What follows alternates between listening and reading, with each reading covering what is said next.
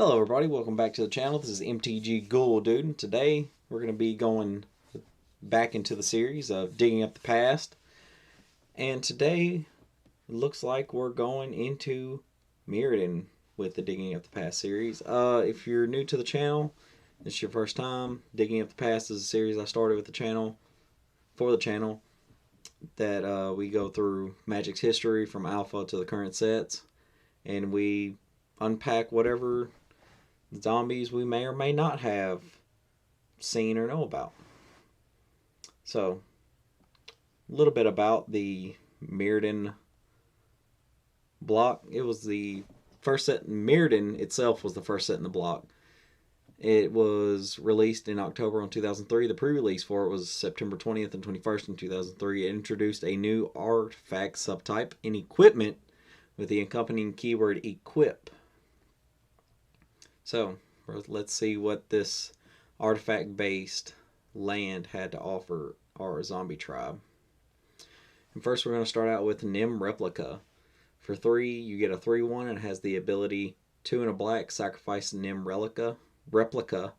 Target creature gets -1/-1 until end of turn. Seems kind of niche, and that's a lot for a -1/-1. Then we have Dross Prowler.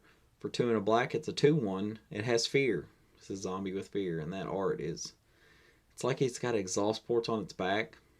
That's definitely different. And then we have Nim Lasher for 2 and a black. It's a 1/1, and it gets +1/+1 for each artifact you control. So if you have like a artifact sub-theme in your zombie deck, here's you a card that you can benefits from that. Nim Shrieker for 3 and a black. It's a 0/1 and has flying, but it also has the ability that it gets +1/+1 for each artifact you control. Nim Shambler for 2 and 2 black. It's a 2/1. It has also the same ability. It gets +1/+0 for each artifact you control, but it also has the ability that says you can sacrifice a creature to regenerate it. I think he's got like half a face. Looks like he's got half a face. It looks like a mouth. I don't see any eyes. I see ears and a mouth, but no eyes. And then we're working into our uncommons. First, we're going to start out with a Woe Bearer. For 4 and a black, you get a 2/3 with fear. And whenever it deals combat damage to a player, you may return to a creature card from your graveyard to your hand. So it's kind of like a Grave Digger effect. But it has to... It's triggered by combat damage. Nim Devourer, now we're into the rares. For 3 and 2 black, you also have another zombie that has the ability that says it gets +1/+0 for each artifact you control. And it's a 4/1. But it also has the ability for 2 black, you can return it from graveyard to play and then sack a creature. So it's kind of like the one of the ones before it where you can regenerate it, but now it's to play, and it can be only activated during your upkeep. And now we're going to move into Darksteel. Darksteel was the second set in the Mirrodin block, released on February 6th of 2004. The pre-release was January 24th and 25th in 2004. And we only actually have one zombie that came out in Darksteel, and it was Nim Abomination. For 2 and a black, it's a 3/4. At the beginning of your turn, if Nim Abomination is untapped, you lose 3 life. So, it's going to be...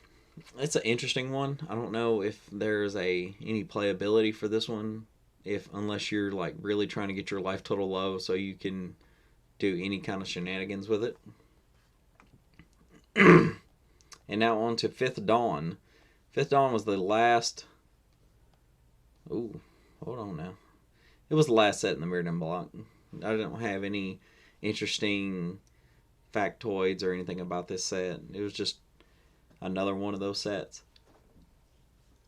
But we did get some unique creatures, like Blind Creeper. For 1 and a black, it's a 3/3. But whenever a player plays a spell, it gets -1/-1 until end of turn. So if they end up playing 3 spells total, looks like you're about to lose your Blind Creeper. Dross Crocodile. For 3 and a black, you get a 5/1. It doesn't have any abilities, but I do love that flavor text on it. It says the Necrogen may have taken its sight, but it can still taste the fear of its prey. Which, if you look at the art, unless you're listening in, it does not currently look like it has a face, but it still does have its bottom jaw. It actually looks like it's mechanized on the top around its eyes. And then for our last one, it's Nim Grotesque. For 6 and a black, you get a 3/6, and it has that ability where it gets +1/+0 for each artifact you control. Now this one right here is a little expensive, but I feel like because of the toughness that it has, if you can get it down lower, this could actually be a really good beater in a zombie artifact based deck. Which I can't remember exactly which one it is, but maybe it's Kesket, the one of the creatures that came in with Commander Legends that would, and these zombies would go really good in this deck because that's the ones you want to get artifacts back with. But anyway, guys, that's gonna be the digging up the past for today. I hope you enjoyed the video. If you're listening, if you're listening and you want to any kind of other different kind of content while you're driving or doing something else, let me know down in the comments below. If you have any other ideas for videos, I know there was somebody not too long ago that said they wanted like a video describing zombie based combos. If you're looking for that, let me know down in the comments. But anyways, I'm glad to be back doing regular videos again. But I will see you guys on the next one.